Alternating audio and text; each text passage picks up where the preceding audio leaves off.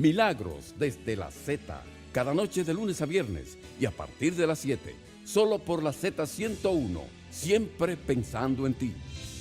Muy buenas noches, amables oyentes, bienvenidos, bienvenidas a Milagros desde la Z. Hoy miércoles 20 de febrero del año 2019. Yo soy Julio Cordero. Son exactamente las 7:01 de la noche. Muy pronto estará con nosotros doña Milagros Ortiz Bosch. Bueno, el precio del barril de petróleo sigue subiendo. Cerró a $57.24 por barril. El intermedio, el petróleo ligero intermedio de Texas, que es el que se usa de referencia por estos lados.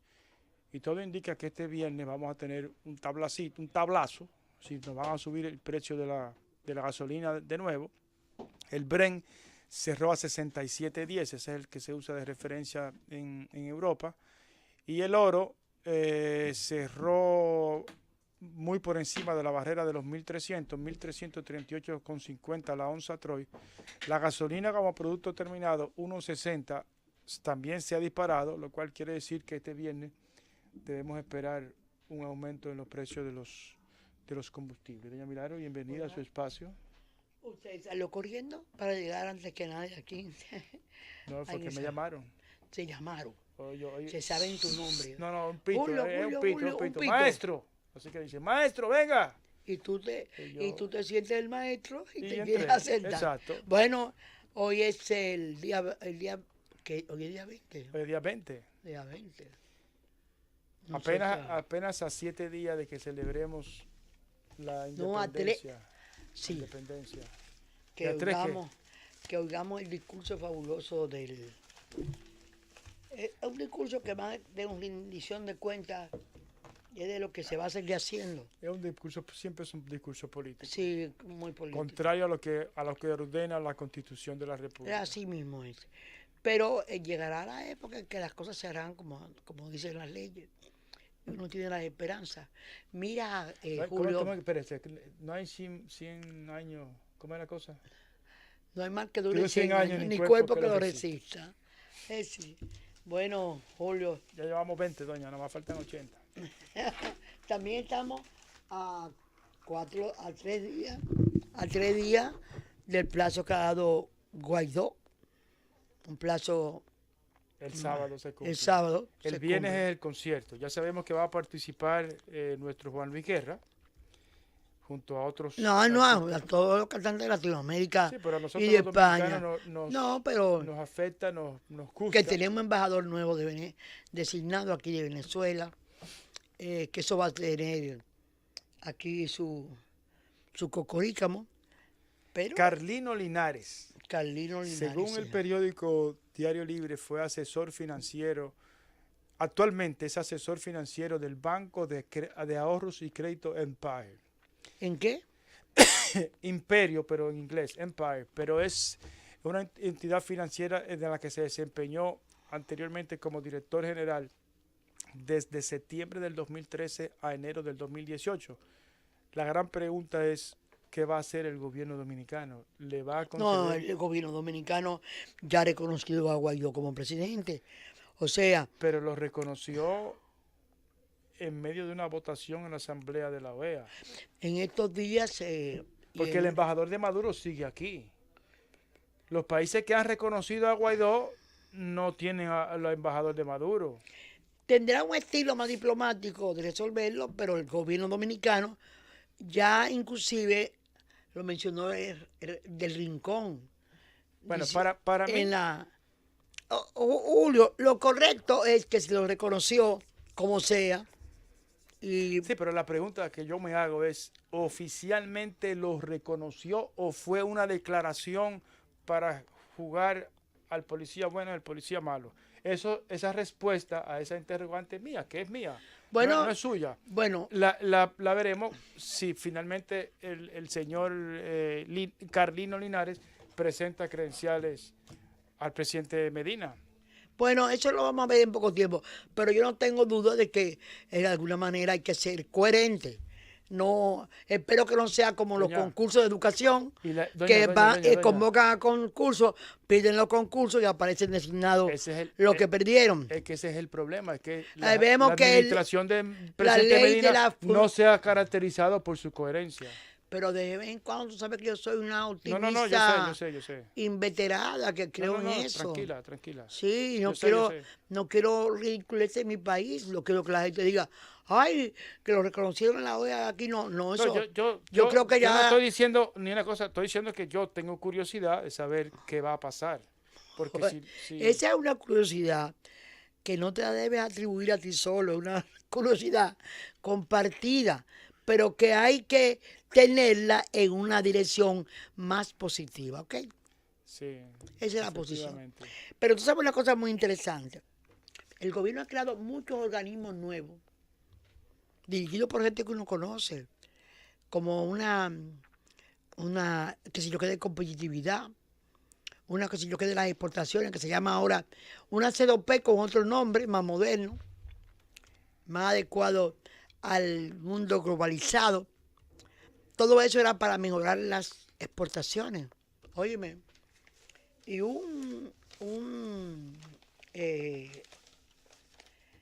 observatorio creado sobre las cuestiones de la exportación revela, en el día de ayer fue publicado en la prensa, que el comercio exterior dominicano fue de 30.000 millones de dólares. Oye, Julio, 9.000 de exportaciones y 21.000, creo que fue, de importación. O sea, todos esos organismos que se han creado, seguimos, porque es un problema también de producción, de saber, se ha creado toda una burocracia y sin embargo los resultados no son satisfactorios, Julio. Doña, un país que no tiene instituciones fuertes, que tiene, qué sé yo, cuánto, como usted dijo, qué sé yo, cuántos mil oficinas que se ocupan de la misma cosa, no puede haber competitividad. Un país que todavía, a 19 años de empezado el milenio, todavía no ha resuelto los problemas básicos.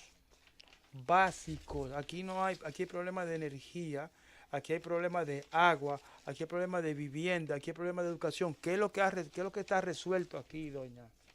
Entonces, un país con ese tipo de problemas no puede ser competitivo. No, hay cosas positivas, por ejemplo. Un montón de cosas positivas, pero lo básico no. Le aumentaron el bono escolar a los estudiantes, a 200 y pico mil de estudiantes, a 251.000 se entregará. Pero eso ayuda, doña, pero eso estoy no diciendo resuelve. que hay cosas positivas que de vez en cuando yo las quiero sacar, porque nosotros no podemos, y cosas negativas. Por ejemplo, ¿tú te acuerdas aquellos franceses que cogieron preso aquí con un avión por traer drogas a la nación? Sí. Era parte de una red que funcionaba en Europa, y en Francia acaban de tomar presos a los Pero componentes. es que doña, esto está podrido de arriba abajo. Una Lo dice el senador. El Yo senador estoy mentiroso. dispuesta a hacer un programa hoy con una va de cal y otra va de arena. sí. Y No, tú vas a ver yo- qué arenazo, poco a poco. Yo le tengo una mala, le tengo yo. Ah, Usted me diga cuándo voy a tener el chance de decirlo. dice Leonel que los sectores productivos están en un empuje. Ojalá, yo voy a creer en ese empuje cuando nivelemos la balanza de pago del comercio exterior. Cuando tengamos equilibrado lo que compramos afuera, traemos de afuera hacia acá y mandamos una nivelación adecuada. Entonces, oye, Julio, un país que produce mucho menos dólares, el 33% es lo que produce y consume el 66%. Julio, los números yo no sé cómo le dan tan hermosamente y tan correctamente ¿A quién? a la gente del Banco Mundial, ¿verdad? Y a alguna gente, porque hay alguna gente que lo vive programando. Pero ¿cómo es posible que un país, en el año de la exportación, por el año pasado, Sí, Julio. Sí, ese era el título, Julio. Sí, sí, sí. Ese era el título. Entonces, eso fue. Entonces también, aquí hay dos cosas que son negativas. No, Una positiva, una negativa, una de cal, una de arena. La de cal denuncian venta de tuberías plásticas de mala calidad. ¿Tú sabes lo que le cuesta a una gente organizar la energía, la transmisión energética en su propiedad, en su casita? Y que resulta, o en las que tiene que ver con la distribución del agua en la vivienda. Y resulta que eso es de mala calidad. Y está denunciado nada más por la DIPLAS y por la y se va a quedar en denuncia, AIRD. que es lo peor. Está hablando la amiga Circe Armanza. Pero lo pide, una buena. Los obispos piden actitud ética para enfrentar los grandes males. ¿Qué quieren decir los obispos? Que la descomposición de violencia a la que se refirió con cierta ponderación, si grande es abrupto doña Margarita Cedeño, es originada por la falta de actitud ética para enfrentar los grandes problemas nacionales. Sigo en esa cosa, una de cal y otra de arena. Sigue, Julio, ahora tú. Ayúdame. Doña, hace casi 4 años fue asesinado un periodista amigo nuestro, amigo de nosotros, que había comparecido a este programa varias veces. Estoy hablando del caso del asesinado Blas Olivo. Sí. El periódico Hoy revela hoy, valga la redundancia, que ya ese caso ya lleva 316 audiencias. Y la viuda de Blas Olivo teme que el juicio nunca llegue a fondo.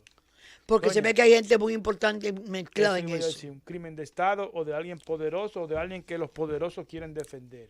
Es la única manera. Sí. 316 audiencias.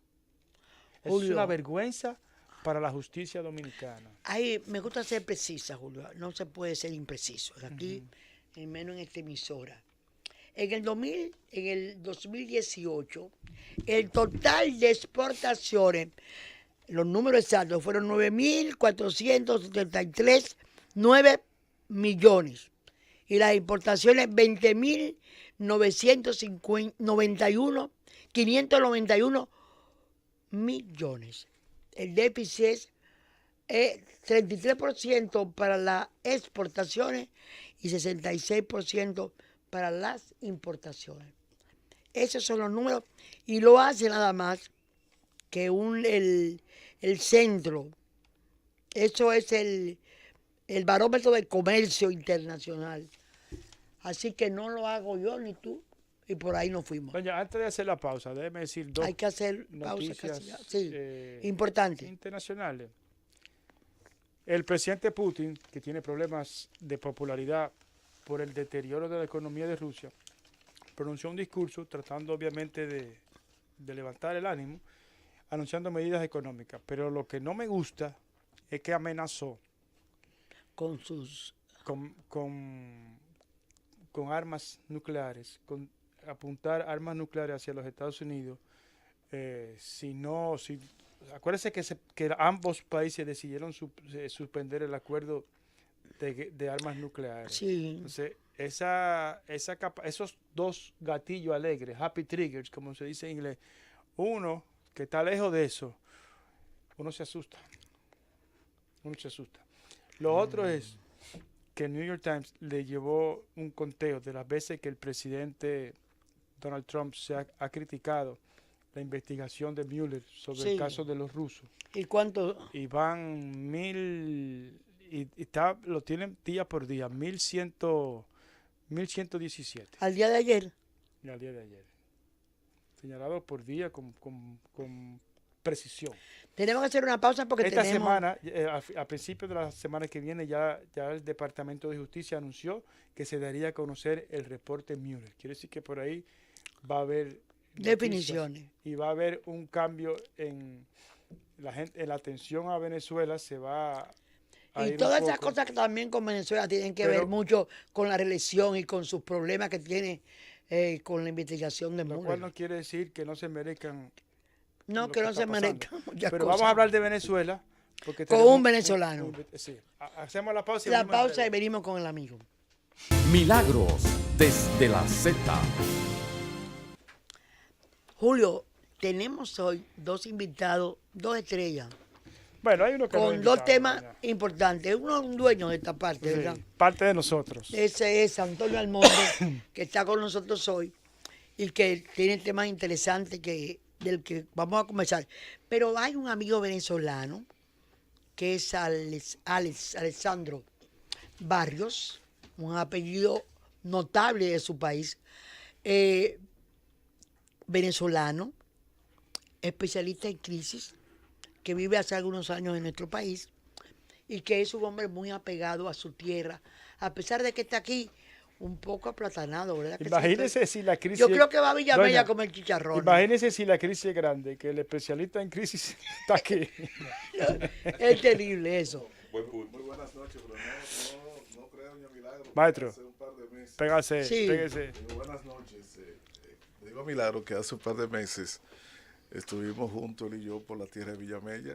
Tú ves, Justamente. tú ves.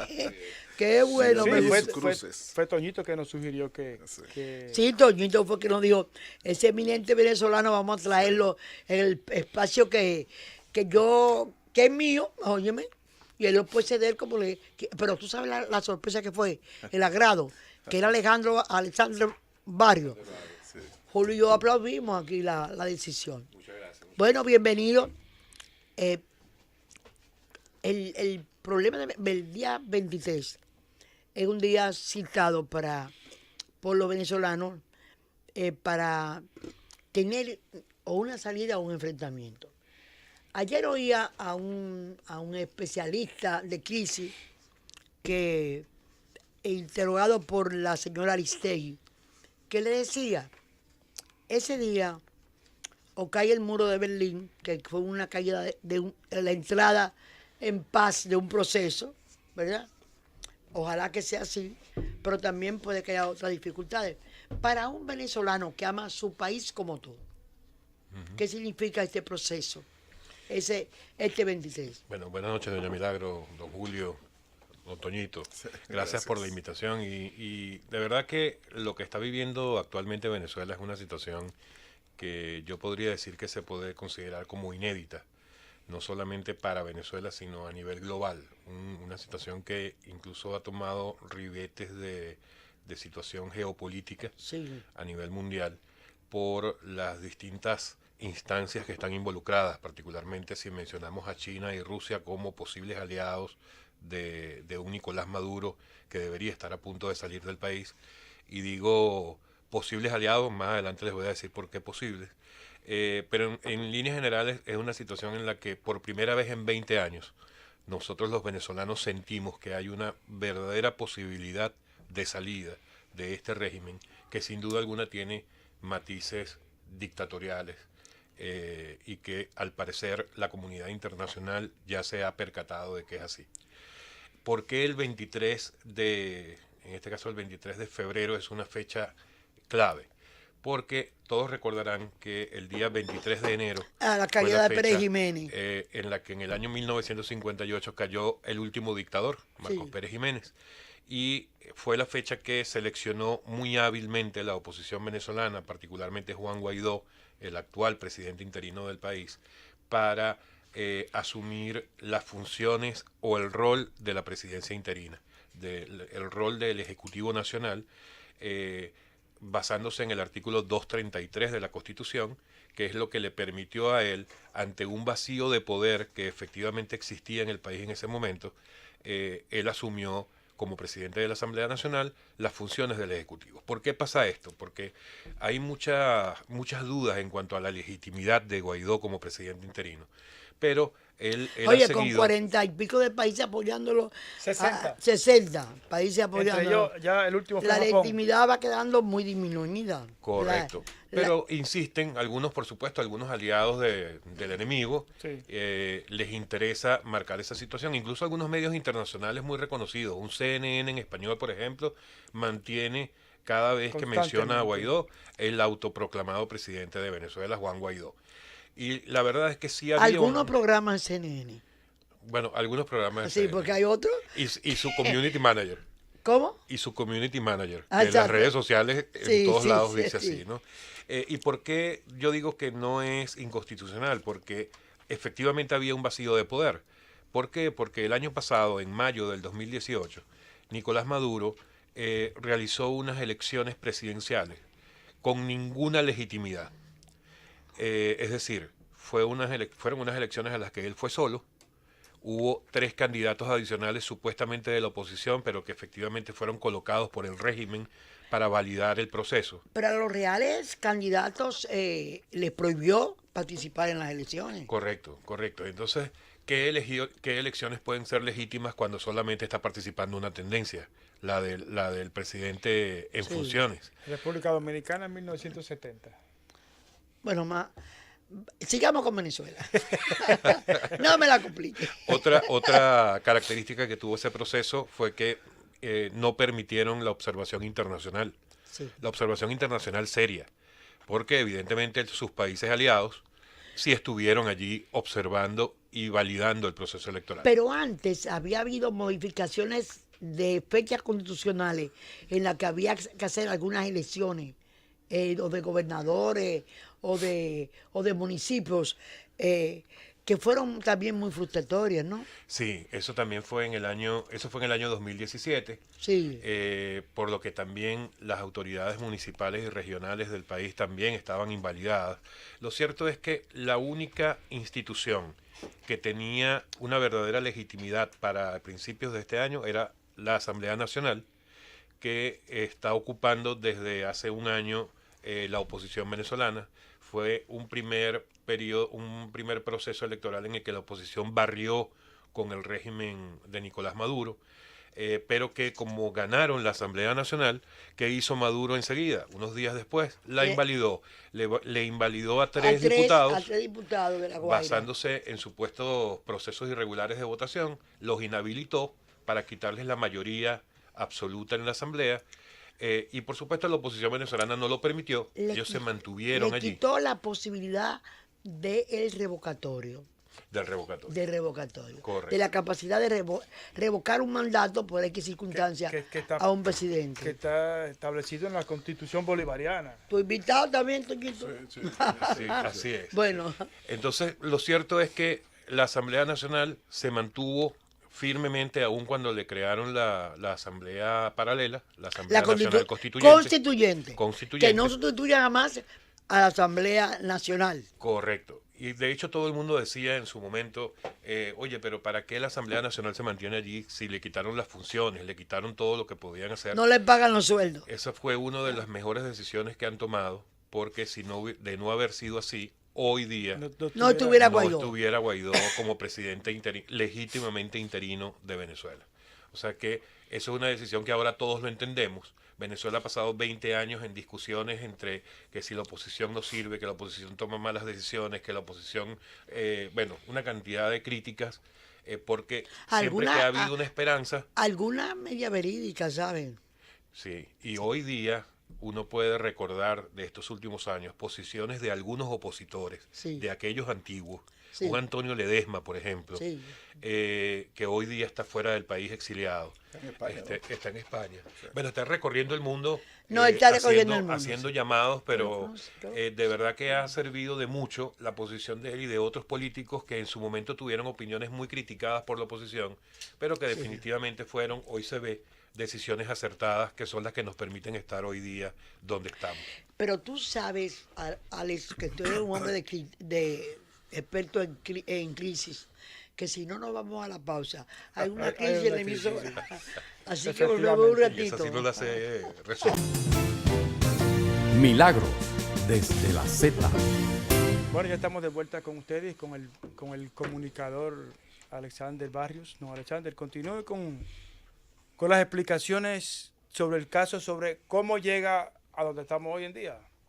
Sí, decía que el 23 es una fecha clave porque fue la fecha que estableció Guaidó de 30 días después de haber asumido el rol de la presidencia para que el actual régimen permita el ingreso de la ayuda humanitaria al país. Como ustedes recordarán, en las últimas semanas se ha estado anunciando y de hecho ya se ha evidenciado la llegada de muchísima ayuda humanitaria de distintas partes del mundo, especialmente de Estados Unidos, Puerto Rico, Europa, muchísimas toneladas de ayuda que están en los distintos puntos fronterizos, especialmente en Cúcuta, en una zona de Brasil, e incluso en Aruba y Curazao también ya hay ayuda humanitaria, que por cierto hoy el gobierno decidió terminar las relaciones o romper las relaciones con las islas de los Países Bajos, Aruba, Curazao y Bonaire, precisamente por esta misma situación. Y el día 23, que cae el día sábado, El sábado, sí. El sábado Sí. es la fecha. Todo el mundo está a la expectativa porque se supone que lo que va a ocurrir, como decía doña Milagros, es como recordar la Algo caída va a del muro pasar. de Berlín. Algo tiene que pasar. Ojalá que sea positivo. Y ojalá que sea positivo, aunque la verdad es que yo dudo que vaya a ser completamente positivo. Yo estoy viendo, lamentablemente, Vamos a ver, tú te refieres a la fecha para el ingreso a Venezuela de las ayudas humanitarias que se han enviado y que están hoy localizadas en diferentes posiciones, incluyendo Correcto. Brasil y Colombia. Correcto, así es. Entonces, el 23, ¿cuándo es que está anunciado un concierto? El 22. El Juan viernes. Luis Guerra. Para mañana, correcto. Y tengo entendido que Maduro ha dicho que habrá un contraconcierto también. Desde luego, desde luego. Ayer lo comentamos, del otro lado. Que es la actuación Y- tradicional de ellos durante todo este tiempo. Cada vez que la oposición Una marcha. anunciaba una marcha, el gobierno gobierno, anunciaba sí. otra. Y así permanentemente con todo. Lo están haciendo esta Pero vez qué otra vez. lástima que ellos no han tenido entonces una posición de también llevar masivamente ayuda de medicina y ayuda en el momento de crisis que viven los venezolanos, traídos de Rusia o de China, y entonces podrían paliar un poco la situación. Claro que Porque sí. si todo se repite, Claro. repita también La la ayuda. parte nodal. Porque hay una cosa que a mí me da la... Hay gente, inclusive hoy al canciller cubano, decir que no es cierta la crisis. Un país que producía 5 millones de barriles diarios y está produciendo 1.100 barriles de petróleo diarios. 1 millón. Un millón, bueno, pues, yo no voy a pelear por 100 mil. porque entre 1.100 Tienes y 1 razón. millón No. es mucho. No, 5.000 a 1.100. 5 millones. 5 millones a 1.100.000. Sí. Esos eran los números que yo estaba manejando. Se demuestra lo terrible que ha caído la producción en un país que lo intentó alguna vez, pero no logró dejar de depender del del petróleo. El monocomercio. No estableció diversidad. Desde hace muchos años, Sí. antes de la crisis, el 50% más del presupuesto venezolano es financiado por El petróleo. ingreso debido a la exportación de petróleo. Sí. Y si hay la caída que usted dice que ciertamente la ha habido, Ha disminuido. eso significa Escasez. la tremenda escasez de divisas por parte del gobierno venezolano, porque la caída de la exportación de petróleo significa la caída del ingreso de divisas y por consiguiente el disparo de la tasa de cambio, la devaluación de la moneda y finalmente, inflación. Una gran inflación y hambruna. Eso no lo quita nadie. Esa No, es una relación. esa es la medida Usted matemática. puede ser canciller que quiera y decir que no hay crisis. Hay crisis. Y adicional a Eso eso, genera Felipe, una crisis en cualquier lugar. y adicional a eso, el gobierno está en este momento completamente acorralado porque, por una parte, no tiene acceso a los ingresos A préstamos ni para... siquiera no. de la poca exportación de petróleo De que esos mantiene. 1.100, no le está recibiendo No los está recibiendo porque, íntegramente. porque las autoridades americanas, las europeas, distintas autoridades uniéndose a todo el movimiento Y creo que... actual les ha hay- confiscado y cerrado los accesos a esos. En eso hay dos puntos que yo... Permiso, doña Milagros. ¿Cómo no? ¿Cómo no? Sí, en eso hay dos puntos que yo quiero colocar sobre la mesa frente a Alex. Uno ve un movimiento contradictorio. El líder o uno de los países más activos en el envío de las ayudas humanitarias a Venezuela son los Estados Unidos, el gobierno de Donald Trump. Así es. Pero al mismo tiempo quien ha encabezado las medidas de presión económica contra Venezuela más fuerte en términos de sanciones que le dificultan. Sobre todo la financiera. Exacto, le dificultan al gobierno venezolano manejar las cuentas y las empresas que tiene Venezuela en Estados Unidos. En Estados Unidos como Cisco. Eso afecta sensiblemente el ingreso de dinero a Venezuela y por consiguiente genera la hambruna. Entonces tú me produces los factores de dificultades económicas y al mismo tiempo me envía una ayuda humanitaria para que no sufra el pueblo venezolano. Ahí hay una contradicción que nosotros, por más que dejamos, tenemos que citarla, porque ciertamente hay una contradicción en esa estrategia de Estados Unidos. Sin embargo, de alguna manera podría justificarse porque la hambruna actual y la situación que va a ser paliada de alguna forma por las ayudas humanitarias de hoy es algo que viene de muy atrás. No es a consecuencia de estas últimas sanciones financieras del gobierno venezolano. Estamos claros. Lo que yo quiero decir es que la agrava. La lleva a nivel de la migración ya se había desatado. Correcto, porque estas sanciones de ahora, a pesar de que evidentemente va a tener una consecuencia en el pueblo, pero una consecuencia que ya, o sea, lo que lo vas a agravar un poco más, pero en este momento lo que está es buscando asfixiar al gobierno venezolano o terminar de acorralarlo para que sienta la presión necesaria para que entregue, para que salga de allí. La otra cuestión que quiero comentarte es con relación a algunas maniobras y algún tono de discurso del presidente Trump y del propio Maduro, que a veces hace parecer a los espectadores de fuera como que se está a punto de una confrontación militar en Venezuela. Me refiero a una invasión norteamericana. ¿Ustedes los venezolanos consideran que es probable, que puede ser, que se realice algún tipo de intervención militar de Estados Unidos en Venezuela? Mira, que son aspavientos de Maduro o de Trump. Yo lo que creo es que las palabras de Trump forman parte de toda una estrategia de ¿cómo se llama esto? De presión psicológica para que el régimen venezolano termine de acceder y también de aprovechamiento de él, porque él está a punto del investigador Mueller sobre el caso de Rusia, de dar una declaración, y de repente en el caso está el problema de la reelección, el conflicto de un Congreso gobernado no por la Pelosi, por 100 mujeres que ingresaron en estas elecciones al Congreso, a la Cámara de Representantes. Y la lucha por la reelección, que estamos después de 2 años ya de proceso político de Trump. Entonces, todo esto, fíjate que va a decir los discursos más radicales a Miami, buscando hacer cohesión de un estado de fuerza latina, donde hay muchos venezolanos, y además el exilio cubano, que todavía no ha tenido un proceso. Le cabe a los dos, a los cubanos y a los venezolanos. Sí, entonces. Y además le agregó hay también. Nicaragüenses. Sí. Hay Cuba. Sí, él fue a hacer allá un discurso a amarrar un conservadurismo del que él es partícipe, ¿verdad? Sí, porque él no está improvisando una posición ideológica. Pero también hay mucho de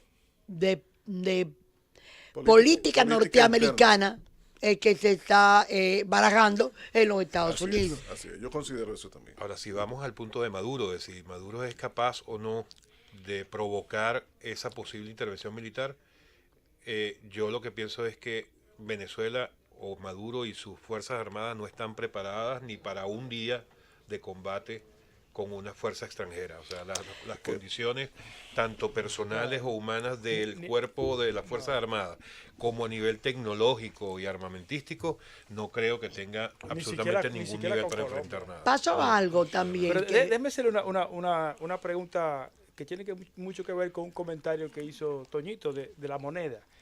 El presidente Maduro le quitó 5-0 al Bolívar. Entonces, acabo de verificar en un portal que se llama Dollar USA, que todos los días pone el precio en el mercado negro del Bolívar. Entonces, ahora mismo, el Bolívar en el negro está a 3.320,74. Si usted le agrega 5-0, da 332 millones un bolívar. Bolívares por cada dólar. $1. Cuando tú dejaste Venezuela, ¿a cuánto No, ya yo no te lo sé decir, porque a esos 5 ceros que le quitó Maduro efectivamente recientemente, tienes que agregarle 3 más que ya le había quitado Chávez. O sea que son 8 ceros que le han quitado en los últimos 20 años a la moneda y los montos siguen siendo una locura. Diría alguien, así sí es fácil, ¿verdad? Tú puedes convertir quitando y poniendo cero. Bueno, Pero yo quiero hacer un comentario, Julio, sí. sobre la última intervención de Alex. Fíjate, para mí, yo no me he detenido mucho porque no es mi especialidad en conocer el balance en términos de competencia militar entre el ejército venezolano y el norteamericano. Yo creo que el gran problema está planteado en la repercusión política que tendría en toda la región latinoamericana una intervención militar norteamericana en Venezuela. Por más débil que sea el ejército venezolano, no es Panamá. Aquí éramos débiles. No es un lugar donde se hace tan fácilmente una cirugía como hicieron con Noriega en Panamá o en una isla en la Guyana. ¿Dónde fue? En Dominica. A Maurice Bishop. No. Entonces, y además Venezuela tiene un peso extraordinario en la comunidad, toda la comunidad latinoamericana. Granada, sí. Gracias, José Luis. Una intervención militar de los Estados Unidos en Venezuela produciría una conmoción, a mi juicio, muy seria a nivel de la comunidad de estados latinoamericanos. Me parece que muchos estados latinoamericanos que hoy no reconocen a Maduro y reconocen a Guaidó, posiblemente están más interesados en una solución pacífica, en una estrategia multilateral. Es decir, con los Estados Unidos, los demás países de América Latina, la comunidad europea, para tratar mediante la presión política y algunas sanciones, etcétera, producir un cambio político negociado en Venezuela. Pero una intervención militar tendría repercusiones muy serias en toda América Latina, para los Estados Unidos incluso. Sería generar una especie de inestabilidad. Sería retrotraernos a los años 60. Y generar una inestabilidad en su propia falda, es decir, en su propio terreno. Déjame decirte yo sería traumático. Algún punto de vista. Nosotros ayer comentamos que había habido una relación, existe una relación directamente entre el gobierno, entre un representante del gobierno venezolano y gente del Departamento de Estado. En conversaciones se han reunido 2 veces, reconocidas por las 2 entidades. Yo creo que todavía hay tiempo quizás para que Chile, para que la fórmula de Uruguay, a la que se ha adherido una gran parte de Europa y a la que inclusive ha asistido mandando un delegado a Rusia, es muy posible que todavía se produzca una salida política, no al estilo Maduro, porque hablar de elecciones, como dijo él, con doña Tiquisay y Lucena ahí sentada, no. Es una mediación en la que se cambie la estructura electoral, en la que se haga una rápida revisión del proceso electoral, se organice la representación internacional, casi una CICI extranjera, como hay en otros países, dirigiendo el proceso creíble electoral. Eso todavía, en estos últimos momentos, es algo por lo que debemos tener algún sueño. Claro. Algún sueño. Y yo creo que la presión aumenta en la búsqueda de ese sueño. Claro. En la búsqueda. Porque el problema es que dejar a Venezuela con esa terrible inflación, esa crisis humanitaria, es un delito de lesa patria, como el otro. Entonces llega un momento en que un médico tiene que escoger qué procedimiento va a utilizar para salvar una vida. Nos vamos a una pausa, porque Julio me hizo señas sin piedad. Milagros desde la Z. Pero las otras sí, la que tú dijiste no. Bueno, ya estamos de regreso y la conversación está interesante fuera del micrófono que dentro del micrófono. Va a ser una demostración de lo que va a pasar en América de debate en todos los rincones. Sí. Si sucede algo inconveniente. Sí, ojalá que lo pase. Toñito quería decir algo y además yo quería él tiene que decir otra cosa después. No, yo quería decir algo con relación a un comentario que hizo también Alex, que es cierto, respecto a que la crisis económica de Venezuela hoy no es consecuencia exclusiva, no quiere decir que no tenga algo de participación por el boicot, las sanciones y las acciones de los norteamericanos. Independientemente de eso, desde los tiempos de Chávez, sobre todo en el periodo, yo diría que entre 2004, 2009, algo así, que hubo un periodo de bonanza, casi 10 años, de precio de petróleo bien elevado. Venezuela tuvo un excedente extraordinario de miles de millones de dólares anuales como consecuencia de la exportación de petróleo en una cantidad masiva y vendido a un precio de más de $100 el barril.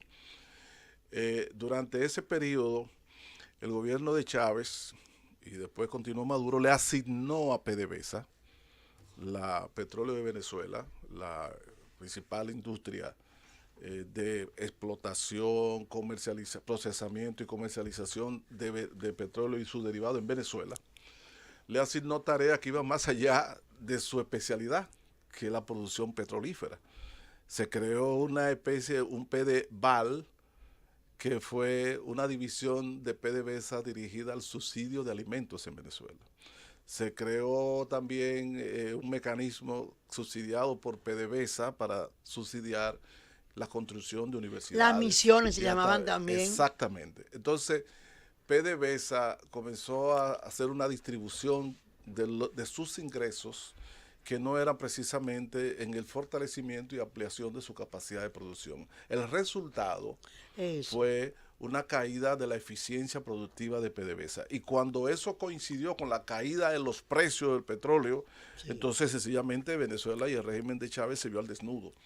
Y vino la crisis, porque todo ese subsidio, todo ese asistencialismo múltiple que se hacía como política social, yo diría que ideal desde el punto de vista de cualquier Estado, porque hay que reconocer que durante los primeros años, una de las diferencias de Chávez y del gobierno bolivariano es que, contrario a muchos periodos gubernamentales anteriores de otros partidos políticos, los excedentes de los ingresos del petróleo se invirtieron en mayor medida en políticas sociales de ayuda a los pobres que en aquellos otros gobiernos. Pero con la intención no de ayudar, sino de tener el control, Toñito.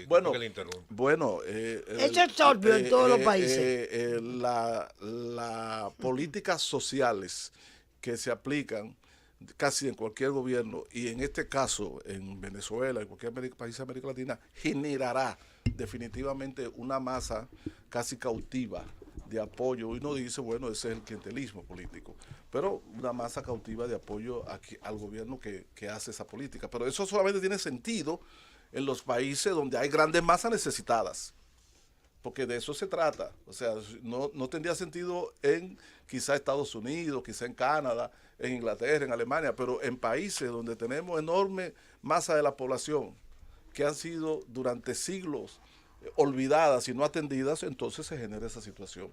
Pero en Francia y en Inglaterra hubo situaciones iguales. Lo que pasa es que entonces, en vez de usar eso para crear el control político, lo invirtieron en el desarrollo para el futuro.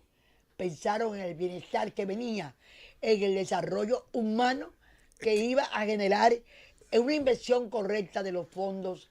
Esas políticas sociales de Chávez, por ejemplo, y de Maduro, y de Evo, etcétera, porque sobre todo en Venezuela, generó también, es parte de la crisis política. Porque al final se crea una situación mediante el uso de los recursos del Estado en donde se excluye la posibilidad de toda alternabilidad política respecto a las demás fuerzas que representan ideas e intereses que son legítimos en cualquier sociedad. Es decir, al final, la forma en que se lleva atenta contra el proceso democrático. Como legítimamente es para mí no dejarte parar de esa silla ni que lleguen las 8 de la noche sin que tú me digas, porque es uno de los responsables, me analice la posición del PRM sobre el pacto eléctrico y él que no tenga tiempo para contestarle a Isa Conde toda una cosa que ha dicho que no son adecuadas. Mire, déjeme decirle, la posición del PRM respecto al pacto eléctrico, esos 10 puntos, eso es una síntesis que recoge el comunicado, una síntesis de los planteamientos que ha hecho el partido. Pero los planteamientos que ha elaborado la Comisión Técnica del PRM respecto al documento oficial del pacto eléctrico son más amplios y profundos de ahí. Lo que pasa es que a nivel de una comunicación pública, ahí se hizo una síntesis. Nosotros no solamente se recomienda la no firma de ese pacto, que es este documento que tenemos aquí, porque no incluye ni una palabra de las propuestas que entregamos hace tiempo y que presentamos en discusiones a representantes. Lo sentaron a discutir como aquella consulta que hizo Leonel y después no tomó nosotros, nada en consideración. Nosotros hicimos su planteamiento y eso es obvio no que se pasa. tomó en cuenta ni una palabra, sino que además aquí en este documento hay aspectos que es difícil firmar.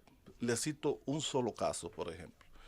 Uno de los talones de Aquiles del sistema eléctrico dominicano es el de la pérdida en la distribuidora. En las pérdidas de la distribuidora no ha habido forma de que los gobiernos de que haya una hayan reglamentación, reducido, una y que son responsables del subsidio eléctrico, de que ha habido ocasiones que ha descendido hasta $1.000 millones. 1.600 millones, exacto, dijo José Rijo. Bien, entonces eso ha sido porque no solamente las pérdidas de la distribuidora tienen ese impacto en términos de subsidio, sino que dificultan o afectan la posibilidad de que haya un flujo de inversión privada en el plano de la generación eléctrica, porque quien le paga a los generadores son las distribuidoras. Y si están quebradas financieramente, hay un riesgo muy elevado para tú hacer inversiones de cientos de millones de dólares en un negocio que quien te va a pagar está quebrado. Y depende de la discrecionalidad del poder político, pagarte la factura de la energía que tú generaste y le vendiste y que te la pagan 6 meses, 7 meses y 8 años después. Y 8 meses después. Entonces, sobre el aspecto de la pérdida, que tiene que ver con el dispendio de gastos, ¿qué plantea este documento del pacto eléctrico? Yo te lo voy a presentar aquí en la página, son 60 páginas que tiene este documento del pacto eléctrico, que entre 58 páginas. Y en la página 31, 30 y 31, se establece claramente cosas como la siguiente, es decir, para reducir las pérdidas, para reducir los gastos a nivel de que los gastos operativos de la distribuidora, que andan hoy alrededor de 20 o más % respecto a los ingresos, cuando en América Latina, la mayoría de las empresas distribuidoras, los gastos operativos andan alrededor de 6 o 8% respecto a los ingresos. Aquí andan por 20 o más % respecto a los ingresos. Para reducirlo a un 10%, ellos están pidiendo 10 años. Un primer tramo de 6 años y después 4 años más para entonces llevarlo al 10%. Eso está, si tú lo lees bien en la página 30 y 31. Entonces yo te pregunto, si ellos tienen un diagnóstico, si el gobierno tiene un diagnóstico de cuáles son las áreas de las empresas distribuidoras que tienen que ser reducida para que tenga un perfil de costos o de gastos por lo menos parecido a empresas similares en América Latina. Estudio que le ha hecho sistemáticamente firmas internacionales. El último fue una empresa llamada Inecon, una firma experta chilena, que le estableció distribuidora por distribuidora cuál era el monto de los costos operativos que tenía y cuál era los costos operativos que necesitaba para realizar la misma labor. Porque hay que esperar 6 a 10 años para desmontar ese nivel de costo. Si nosotros firmamos eso, estamos siendo compromisarios del dispendio que hay en esas empresas de distribución. Pero ¿y por qué hay que esperar 10 años para reducir las pérdidas de la distribuidora ¿Qué empresa al hace 15%? Eso? El sector empresarial. O sea, nosotros decimos, nosotros tenemos planteamiento, y eso es el contenido del pacto. Pero además, el pacto deja igual la estructuración de las empresas distribuidoras. Todos los sectores, algunos se han echado para atrás, pero todos los sectores se quejaban de que el dispendio de la distribuidora era porque estaban dedicadas a la politiquería y el clientelismo político. Y que en un país y en un mercado como esto era completamente posible crear un gran consejo de administración y reducir las 3 distribuidoras a una sola, asignando responsabilidades regionales para reducir los costos operacionales y los costos de gestión y para aprovechar economía de escala, economía de alcance, porque tú tienes ya no 3 empresas separadas, sino tú tienes una sola empresa en donde los activos y algunos recursos que posee una empresa de la región del Cibao pueden ser utilizados y se necesitan en el este, etcétera, etcétera. Es decir, lograr eficiencia. Y sin embargo, aquí en el pacto lo que dice es que hay que mantener igual la estructura. En este pacto no se dice nada o se dice prácticamente acepta la continuación de una CDE que no realiza las labores que según la ley la CDE debe desaparecer y las funciones que realiza la CDE debe realizarla, gran parte de ellas el Ministerio de Energía y Minas, que a mí me sorprende que sea el Ministerio de Energía y Minas que esté defendiendo el esquema que prevalece, porque la ley dice que el Ministerio de Energía y Minas debió ser el líder real del sector energético en la República Dominicana y no lo es. Sin embargo, yo te pregunto, se dice, no, hay que aprobar el préstamo, hay que apoyar el pacto, firmar el pacto para que se apruebe la ley, para que se aplique la ley. Porque según yo escuché aquí, el pacto iba a ser una camisa de fuerza, pero si la ley no es una camisa de fuerza, la ley que crea el Ministerio de Energía y Minas y la Ley General de Electricidad, entonces, ¿qué otra camisa de fuerza nosotros tenemos? Claro. Oye, y el pacto educativo, después que el concurso se impuso, están nombrando a los maestros que se queman, que no pasan la prueba por el concurso. Son los designados. Y entonces están buscando la calidad de la educación. Ahora, los pactos son buenos si es para cambiar. Revela el periódico Nacional que el gobierno todavía como que dio un reversazo y todavía no ha dicho por qué decidió retirarlo. Porque tiene mal el acelerador. Lo acelera y después se le mete el freno de mano. Exacto. Gracias. Milagros desde la Z.